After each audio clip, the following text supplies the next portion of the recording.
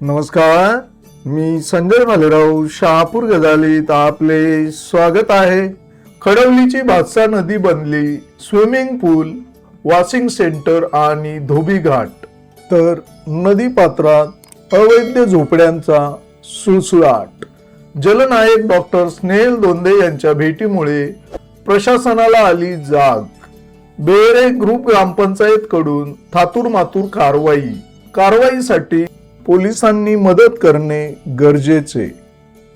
भिवंडी तालुक्यातील डोळे ग्रुप ग्रामपंचायत हद्दीतील तसेच कल्याण तालुक्यातील ग्रुप ग्रामपंचायत बेरे यांच्या हद्दीतील खडवली येथील भातसा नदीत पर्यटकांच्या प्रचंड गर्दीमुळे स्विमिंग पूल झाले आहे. दुचाकी, चारचाकी आणि रिक्षावाले यांनी नदी पात्रात गाड्या धुवून नदीचे पात्र वॉशिंग सेंटर बनवून ठेवले असून नियमित मोठ्या प्रमाणात गोधड्या धुवून नदीला अक्षरशः धोबीघाट करून टाकल्यामुळे नदी प्रदूषणाच्या विळख्यात अडकली आहे. तर नदी पात्रात अवैध झोपड्यांचा सुळसुळाट झाला आहे. नुकतीच शुक्रवारी दुपारी जलनायक डॉक्टर स्नेहल दोंदे यांनी सरकारी अधिकारी व कर्मचाऱ्यांच्या समवेत खडवलीच्या भातसा नदीला भेट देऊन हे विदारक चित्र शासनासमोर उघड केल्यामुळे प्रशासनाला जाग आली व ग्रुप ग्रामपंचायतच्या माध्यमातून थातूर मातूर कारवाई केली. परंतु ही कारवाई तुटपुंजी असल्याचे जलनायक डॉक्टर स्नेहल दोंदे यांनी शहापूर गजालीशी बोलताना सांगितले. कारवाईसाठी पोलिसांनी मदत करणे गरजेचे असल्याचे देखील दोंदे यांनी सांगितले. ही कारवाई कल्याण पंचायत समितीचे गट विकास अधिकारी यांच्या आदेशानुसार ग्रुप ग्रामपंचायत बेरे ग्रामपंचायत अधिकारी बीबी पष्टे यांनी केली असून ही कारवाई फक्त दाखवण्यासाठी केल्याचे नागरिकांकडून बोलले जात आहे. तर ग्रामपंचायतने लावलेल्या सूचना फलकाजवळ मोठ्या प्रमाणात गोधड्या धुणाऱ्यांनी गोधड्या धुवून सुकट टाकून चक्क धोबीघाट बनवत ग्रामपंचायत प्रशासनाच्या तोंडाला पाने पुसली आहेत. पर्यटकांवर कारवाई सुरू केली, मात्र नदी पात्रात अवैध बांधलेल्या भरमसाठ झोपड्यांवर, दुचाकी, चारचाकी आणि रिक्षा गोधड्या धुणाऱ्यांवर कारवाई कधी करणार असा सवाल देखील सुजाण नागरिकांकडून विचारला जात आहे. बेरे ग्रुप ग्रामपंचायत कडून नदी प्रदूषणाबाबत कारवाईला 2 वर्ष विलंब. 2 वर्षापूर्वी दिनांक 11 जुलै 2024 रोजी जलनायक डॉक्टर स्नेहल दोंदे यांनी खडवलीच्या भातसा नदीला प्रत्यक्ष भेट देऊन नदी पात्रालगत येणाऱ्या गटारींची तसेच पाणी ट्रीटमेंट प्लांट संदर्भात पाहणी दौरा केला होता व पर्यटकांमुळे नियमित मोठ्या प्रमाणात गोधड्या, रिक्षा, चारचाकी, दुचाकी धुणाऱ्यांमुळे होत असलेले प्रदूषण आणि नदी पात्रात बांधलेल्या अवैध झोपड्या याबाबत कारवाई संदर्भात मार्गदर्शन केले होते. त्यानुसार कल्याण तहसीलदार यांनी पोलीस फौजफाटा घेऊन पर्यटकांवर आणि अवैध झोपड्यांवर धडक कारवाई केली होती.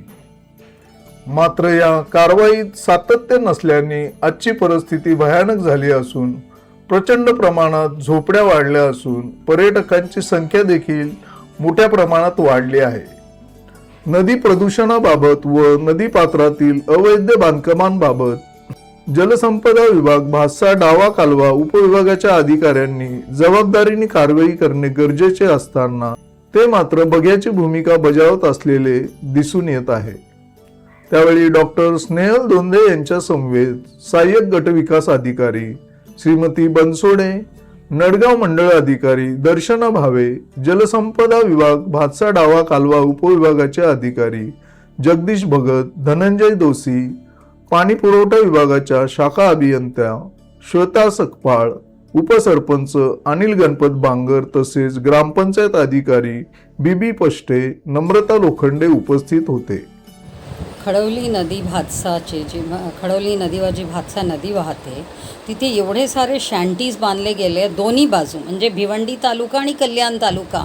लेफ्ट हँड साईड बँक जी आहे याला दोन्ही ॲडमिनिस्ट्रेशन इज द रिस्पॉन्सिबल आणि दोन्ही बाजूला खूप सारे शँटीज आणि खूप सारा जो एन्क्रोचमेंट्स आज इतकं एन्क्रोचमेंट झालं आहे दोन्ही बाजूनी आणि सिवेज रिलीज, ग्रामपंचायतचा पूर्ण सिवेज रिलीज होतो आहे आणि तिथे इतके पब्लिक असतात जे पूर्ण नुसतं नदीला एक स्विमिंग पूलसारखं करून टाकलेलं आहे. लांबून गाडी भरून कपडे घेऊन येतात, मोठे मोठे चादरी गोधडी बिदडी धुवायला, जे इतकं म्हणजे वाढलेलं आहे. पण ह्याच्यावर कसलीही कारवाई नाही आहे. आणि सिवेज रिलीज आहे, घाट बांधला PWनी without the consent of irrigation department. तसंच ती खूप वर्षापासून एक डेब्रिस पडली, म्हणजे ब्रिज डेब्रिस पडलं आहे जे ऑब्स्ट्रक्ट करतात रिव्हर फ्लोला. या सगळ्यावर अजूनपर्यंत कारवाई झाली नाही. याच्यामुळे आता आम्ही रिसेंटली मिस्टर भालेराव जे आता एक्झिक्युटिव्ह इंजिनियर आले आहेत आपल्या भातसा प्रकल्पाचे, त्यांनी अमृताला